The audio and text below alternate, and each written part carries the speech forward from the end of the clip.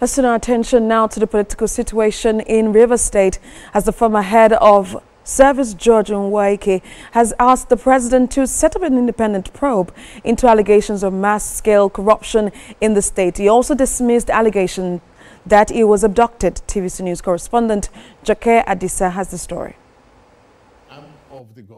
Weeks after President Bola Tinubu proclaimed the state of emergency rule in Rivers State over a protracted political crisis, allegations of corruption are now flying against the suspended governor. You can make more copies.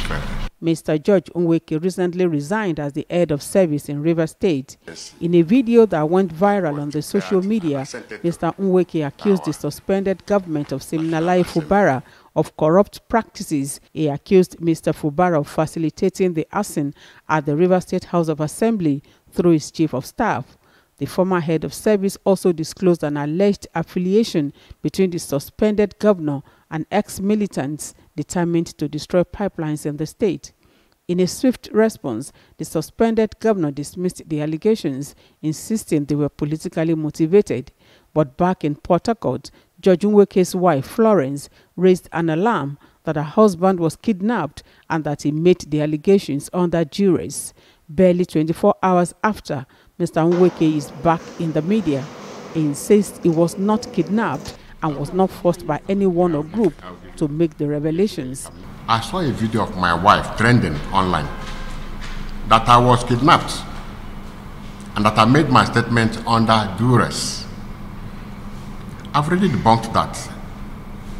My wife cannot speak for me on civil service matters when I'm still healthy and mentally very fit. Mr. Nweke believes his wife's claim was as a result of perceived threat to her life.